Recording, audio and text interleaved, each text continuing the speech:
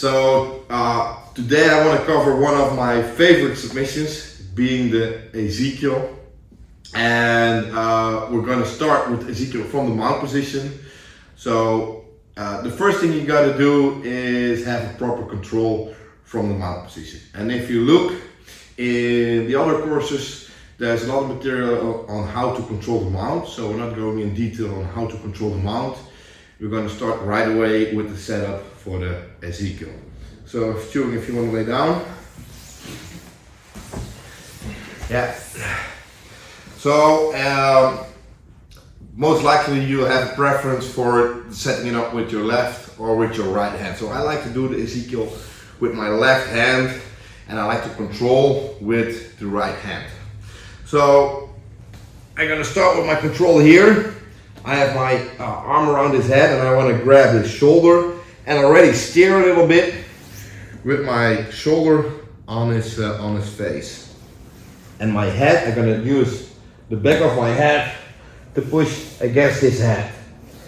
And right here, my left arm is close towards my body so he can't bring his hand in here to the fan, yeah, because I don't want it. So I want this arm in, boom, I have this control here. What I'm doing is I'm pushing with my shoulder and I'm pushing with my head. So his head is fixed, so he's facing up. So that's what I want. He can try to shrug to close the gap here, but that doesn't really bother me because I will be able to fight my hand in.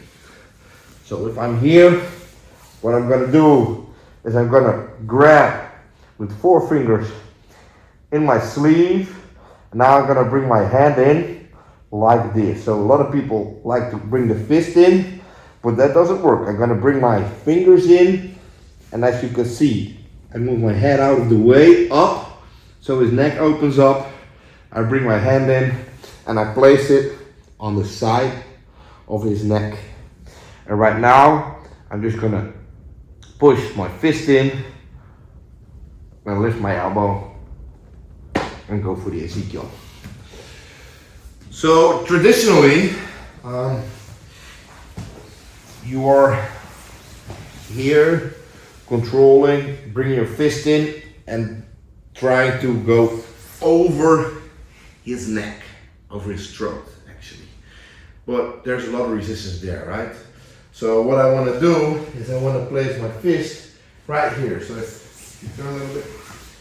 So my hand is coming around and I'm placing my pink right here. So if you're practicing this, you feel the muscle here, and right next to the muscle is the artery.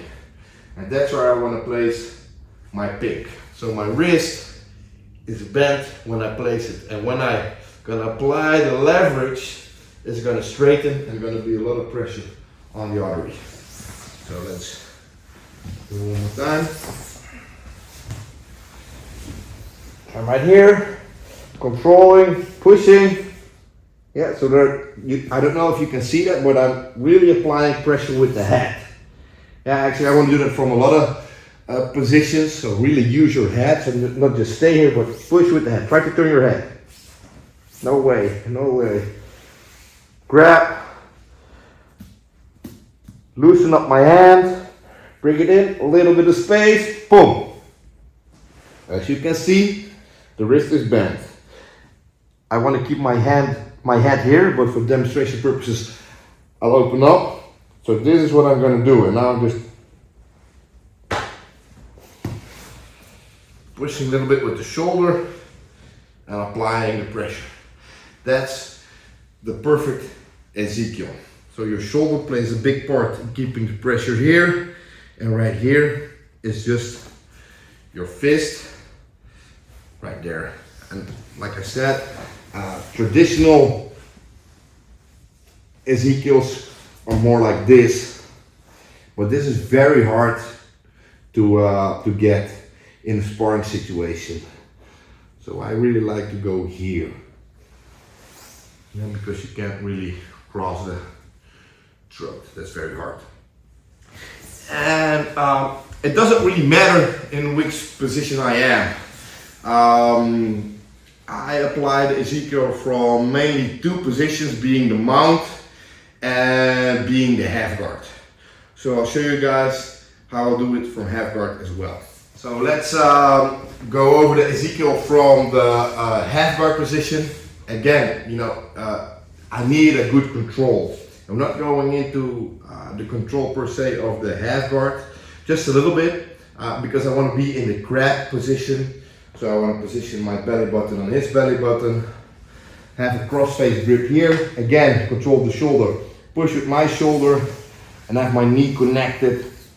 And he is looking for an underhook, and I want it. If I have this, I cannot make the Eziekiel. So I let him think that the underhook is a good thing for him, but I'm killing the underhook by bringing my elbow towards his hip, and I want him flat on his belly. So if he turns a little bit towards me, first thing I got to do is grab walk forward. So apply pressure with my arm, bring this one down, go forward, forward, forward, and bring my knee up.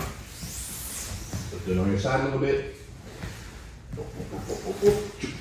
This is where I want to be. And again, I'm keeping the connection with my head here. And don't be afraid that your weight is too much forward. You want to be on top of him. The only thing you want to be aware of is that he doesn't bring this arm in to go deep half or anything. That's why you connect your knee right here under his armpit. Boom. And from here, same setup. Bring your hand forward, grab, loosen up your hand, give a little space, position the fist, and apply the pressure. And what's really important is that you loosen up the hand. So most people who are unable to finish the Eziekiel try to push in a full fist, especially when he is, shrugging like this. It's hard to get a full fist in. So I'm grabbing, I'm just circling my hand in, same as with the rear naked choke. Get a full fist, and I want to bring my head in and then close the fist. So let's do one more time and really close your neck joint. So he tries to close this gap, right? Yes. I use my head to open up a little bit and see, and now my fingers can get in. I open up a little bit, my fingers can get in, and now my knuckles can fight under his chin, and I can still apply the choke. And really use your head. I can't emphasize it enough.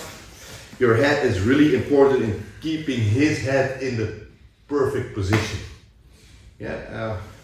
So that really helps, so he can't move. Hickson always says, you kill the head, you kill the butt.